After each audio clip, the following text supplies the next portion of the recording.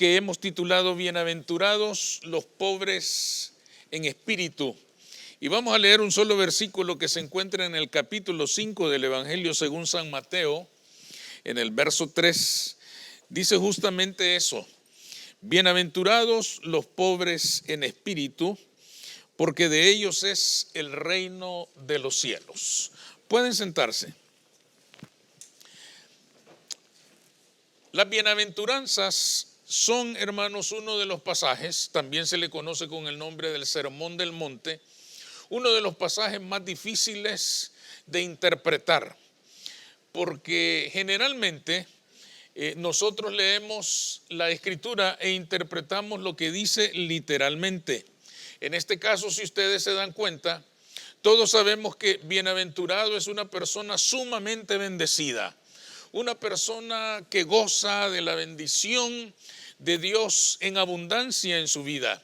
Sin embargo, se nos puede presentar a nosotros una cierta contradicción cuando este versículo que hemos leído dice: bienaventurados los pobres en espíritu. Se nos puede presentar una contradicción porque nosotros no consideramos que sea una gran bendición ser pobre. Nosotros consideramos que es una gran bendición ser rico, tener abundancia, tener todo lo que queremos y más. Pero el problema está, hermanos, en que el Sermón del Monte trata de bendiciones espirituales. El Sermón del Monte no se ocupa de bendiciones de tipo temporal, no se ocupa de bendiciones de tipo material. No es que Dios no nos bendiga en esas áreas, por supuesto que nos bendice, pero cuando Él compartió esta enseñanza con aquella multitud que le escuchaba, Él no tenía en mente la bendición terrenal, Él no tenía en mente la bendición de afuera, Él tenía en mente la bendición de adentro. Por lo tanto, cuando Él habla de pobreza en este pasaje, no habla de pobreza material, no habla de pobreza física, habla de pobreza interior. Bienaventurados los pobres por dentro, porque de ellos es el reino de los cielos. Es decir, Él va a considerar bienaventurado al que sufre de esa escasez interior, y la va a considerar así porque cuando el hombre reconoce su escasez interior, entonces descubre la abundancia de Dios. Amén. Esto es el fundamento de esta enseñanza. Hecha esta aclaración, hermanos, queda todavía pendiente resolver por qué el Señor menciona de una manera especial a aquellos que son pobres espiritualmente. En primer lugar, porque si se hubiera referido a los ricos interiormente, quizás todos hubieran quedado fuera de ese mensaje. ¿Por qué decimos eso? Porque el lenguaje de Jesús era entendible para aquellos que tenían necesidad de consuelo, de paz, de seguridad, de confianza. Para aquellos que tenían privaciones en su alma, aunque vivieran en la abundancia material, aunque vivieran en la abundancia terrenal, pero que tenían grandes angustias, grandes necesidades, grandes privaciones en su alma. A ellos se estaba refiriendo el Señor. Si Él se hubiera referido y hubiera dicho bienaventurados los que están abundando interiormente, pues todos quizás hubieran dicho eso no es conmigo. Porque yo tengo necesidad, porque yo quiero el consuelo de Dios, porque yo necesito la paz del Señor, porque yo quiero su misericordia, porque yo quiero su amor, porque quiero su perdón, porque quiero su fortaleza. Si se hubiera referido a los que ya eran abundantes, hermanos, probablemente la mayoría hubiera quedado fuera. ¿Por qué? Porque Él está hablando a una generación que interiormente estaba en una gran escasez. ¿Por qué decimos esto? Él está hablando mayoritariamente a su pueblo, a Israel. ¿Y en qué condiciones se encontraba aquel pueblo? En primer lugar, oprimido por Roma. Ellos habían terminado siendo una colonia romana. Era un pueblo despreciado. Era un pueblo al que nadie respetaba. Suspiraban día con día porque apareciera el Mesías y los libertara de aquella condición.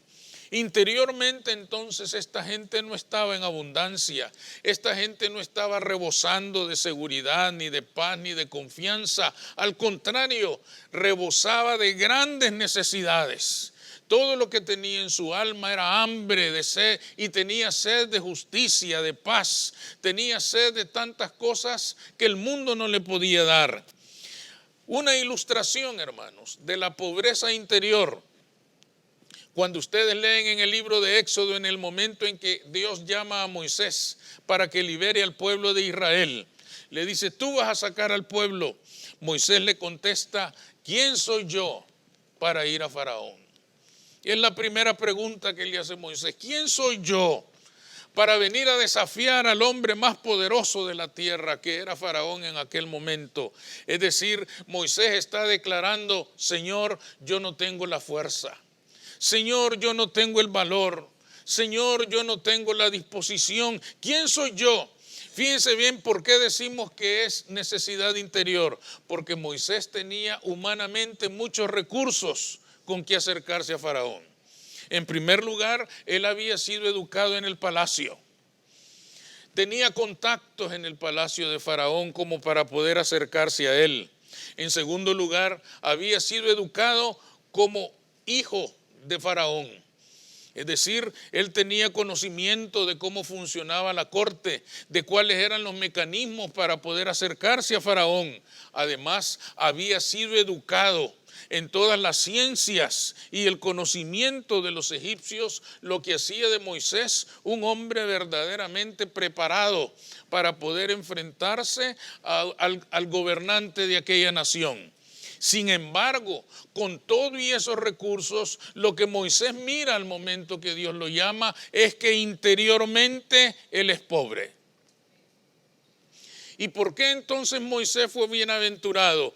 Porque cuando reconoció esa pobreza, Dios le dijo: no te preocupes, yo estaré contigo. Amén. Bienaventurado el pobre de espíritu, porque cuando reconoce su necesidad es cuando Dios abunda en él. Por eso dice el Señor en este pasaje: bienaventurados los pobres de espíritu, porque de ellos será el reino de los cielos. ¿Qué significa entonces para nosotros ser pobre en espíritu? No significa ser débil, no significa ser insignificante, no significa ser víctima del abuso de otras personas y no decir nada. Ser pobre de espíritu se trata de reconocer que a pesar de nuestras cualidades, de nuestras fortalezas, de nuestras capacidades, de nuestros recursos, de los bienes que hayamos acumulado en la vida, en cuestiones del alma dependemos de Dios. En cuestiones del alma no nos vamos a satisfacer a nosotros mismos. En cuestiones del alma no vamos a propiciar nosotros las respuestas a las necesidades que tenemos en nuestro corazón. Pobre en espíritu es aquella persona que se humilla delante del Señor y reconoce cada día: Señor, alejado de ti, nada soy. Señor, si no estás conmigo, estoy derrotado. Señor, si no sales conmigo a enfrentar este día, puedo ser derrotado por la vida. Pero si tú vas delante de mí, tus ejércitos me conducirán a la victoria. Amén. Tú estarás conmigo y me sacarás adelante en cualquier situación. Es pobre del espíritu, hermanos, no aquel que tiene que desprenderse de las riquezas. No tiene nada que ver con las riquezas materiales que se hayan acumulado en esta vida. Es pobre en espíritu el que es capaz de desprenderse de las riquezas del ego, que son muchas. Porque el ego, hermanos, todos lo tenemos bien desarrollado. Esa riqueza ilusoria que nos hace creer que nosotros somos la séptima maravilla del mundo, que nos hace creer que somos superiores a todos los demás, que nos hace creer que todo lo sabemos y todo lo podemos. Cuando estamos en esa condición, hermanos, no es que no seamos pobres en espíritu, es que no reconocemos nuestra pobreza. Y la enmascaramos con nuestra pretensión de ser autosuficientes. Lo que está diciendo entonces este pasaje es: aquel que no reconoce su pobreza interior nunca será bienaventurado. Porque no va a gozar de la abundancia que Cristo quiere darle a su vida, porque la abundancia de Cristo llega a la vida de la persona hasta que reconoce que necesita de Dios, hasta que reconoce que su primera necesidad es el favor de Dios en sus vidas. Por eso no comenzó el Señor diciendo: bienaventurados los ricos en espíritu. Yo creo que si hubiera dicho así, unos cuantos hubieran dicho: amén, Señor.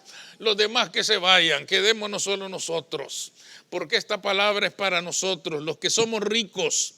Él comienza a exaltar la pobreza en el sentido, hermanos, de la humildad delante de Dios, de reconocer nuestras debilidades, aquellas debilidades que no podemos vencer. Fijémonos bien en algo, hermanos. Todos nosotros sabemos cuáles son nuestras debilidades en nuestra persona, en nuestra personalidad. Y algunas de ellas quizás tengamos la fuerza y los recursos suficientes para vencerlas, pero hay otras que no. Y aquellas que no podemos vencer por nuestros propios recursos, aquellas ante las cuales quizás nos hemos esforzado nosotros, en nuestras fuerzas lo hemos intentado, pero no hemos podido. Esas debilidades, esas incapacidades nuestras, solo las puede satisfacer y superar Cristo Jesús. Pero no va a llegar esa bienaventuranza a nuestra vida si primero no reconocemos que no hemos podido tener victoria sobre esas situaciones. Cuando tenemos una situación como esta y reconocemos que hay debilidades que no hemos podido vencer, es el momento de declararnos pobres en espíritu y decirle al Señor: Señor, ayúdame. Y entonces vamos a ser bendecidos. Entonces vamos a alcanzar la bienaventuranza de gozar de la fuerza de Dios para vencer esas debilidades ante las cuales no hemos tenido victoria. Pero el que se siente rico interiormente, hermanos, el que se siente pleno, autosuficiente, nunca podrá humillarse delante de Dios. Humillarse en el sentido de reconocer que lo necesita.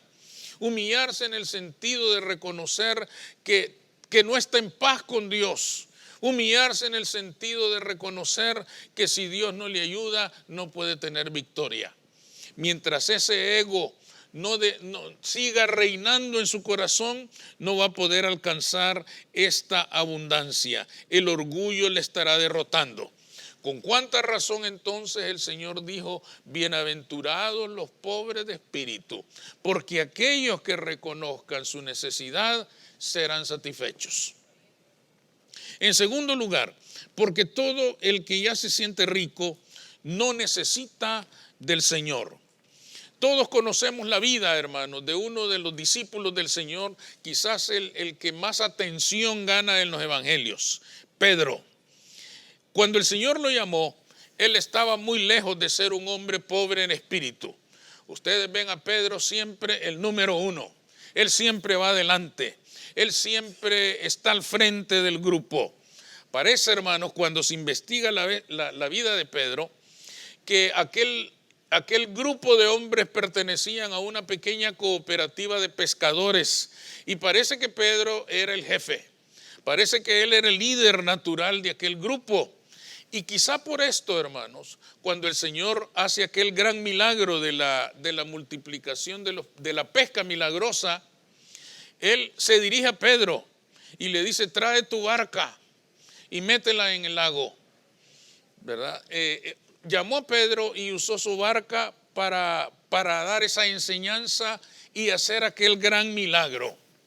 Entonces Pedro, hermanos, le dice con mucha franqueza: Señor, toda la noche hemos pescado y no hemos agarrado nada. Toda la noche hemos trabajado y no hemos pescado nada.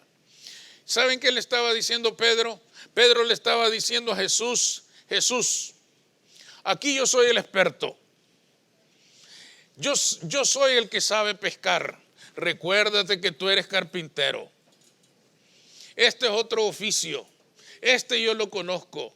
Aquí se pesca de noche. Y hemos trabajado toda la noche y no hemos agarrado nada.